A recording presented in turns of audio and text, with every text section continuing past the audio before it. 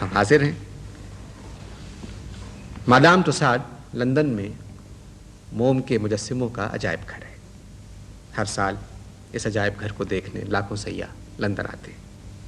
اگر یہ موم کے مجسموں کا عجائب گھر لندن کے بجائے کراچی یا لاہور میں ہوتا تو ہفتہ بھر میں یہاں کے عوام مجسموں کی موم بتیاں بنا کر عجائب گھر کا بیڑا غرق کر دیتے.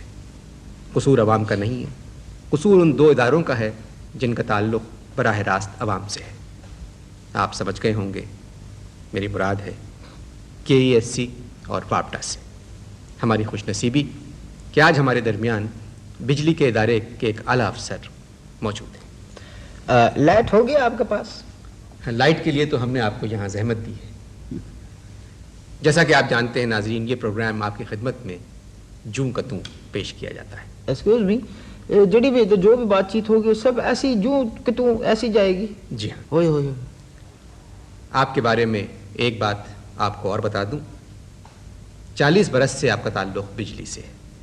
آپ کے دادا بجلی گرنے سے ہلاک ہوئے تھے. سوالات کے لیے ہم نے زحمت دی ہے ایک صحافی کو. صحافی کے ساتھ تشریف رکھتی ہیں ایک سوشل ورکر خاتون خانہ ہے. آپ کا گھر کراچی کے خوبصورت اور بڑے گھروں میں سے ایک. خاتون کے ساتھ تشریف رکھتے ہیں ایک ریٹائرڈ سول سرونٹ. پروگرام شروع کرتے ہیں. سوال کے لیے میں زحمت دے رہا ہوں صحافی کو. آپ نے بجلی کو بھی کوئی کھیل سمجھ رکھا ہے؟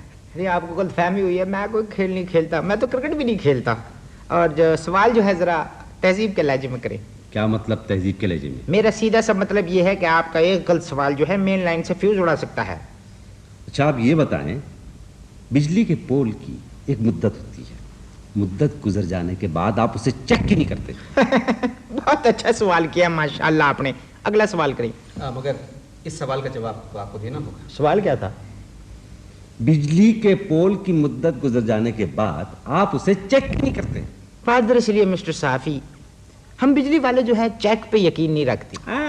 تو اس کا مطلب یہ ہوا کہ آپ صرف کیش میں یقین رکھتے ہیں. آرام سے بات کیجیے، آرام سے مسٹر صحافی. میں کہہ رہا ہوں مستقبل تمہارا تاریخ ہو جائے گا. سمجھ میں آئی بات؟ اپنی بیگم سے کہہ دینا کہ فریج میں سے جو ہے شربت کی بوتل نکال لے. سچی بات کیوں نہیں کہتے؟ جس علاقے میں پتی اس علاقے میں بتی. میں کہہ رہا ہوں ختم. تمہاری بجلی گئی، بیگم سے کہہ دینا شربت کی بوتل نکال لے. میں کہہ رہا ہوں. نہیں تو آپ قسم کھا سکتے ہیں کہ آپ رشوت نہیں لیتے. او جی مجھے قسم کھانے کی کیا ضرورت ہے؟ میں کیوں اپنا ایمان خراب کروں ٹیلی ویژن پہ قسم کھا کے؟ میں تو ایک بات جانتا ہوں، جس طرح سے رشوت کو سارے پاکستانی برا سمجھتے ہیں اس طرح میں بھی سمجھتا ہوں. آپ کو پتا ہے 2 مہینے میں 2 AC بدلوائے ہیں میں نے.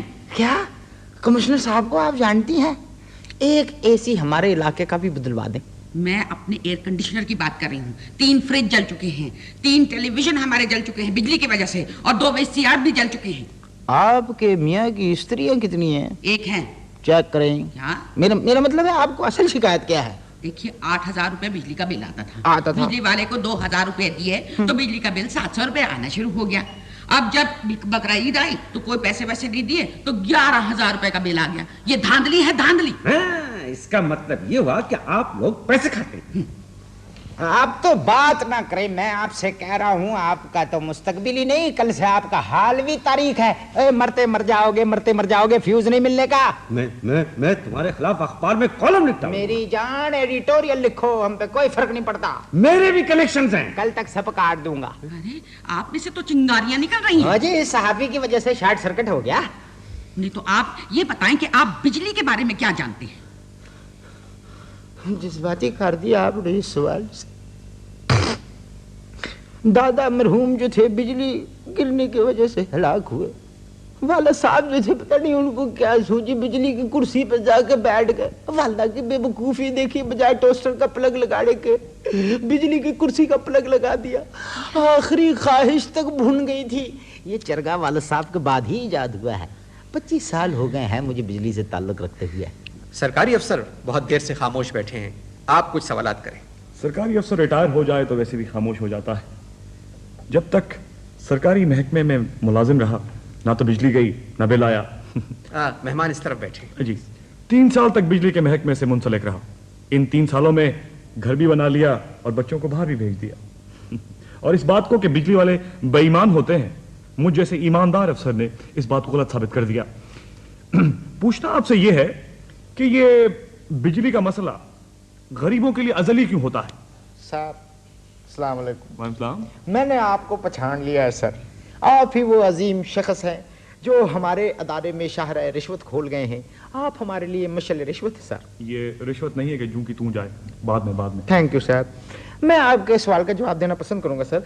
बात दरअसल ये है कि हमारे मुल्क में वीआईपी बहुत हैं और नेक कम। जब वीआईपी की बिजली चली जाती है सर तो हमारे दिमाग पे जो है वीआईपी सवार रहता है और कमर पर WHIP विप। गरीबों का क्या है सर, गरीबों का क्या है सर, गरीब तो बिजली के लिए तरसते ही रहते हैं असली तौर पे। बिजली आ गई पलंगड़ी कमरे में, बिजली चली गई पलंगड़ी सहन में। इसीलिए मैंने अपना जनरेटर लगवा लिया है। इसीलिए तो बीबी अमीरों और गरीबों में जनरेटर गैप है। ये नजला भी 3 दिन से यूं का तू जा रहा है। जी शुक्रिया, बहुत बहुत।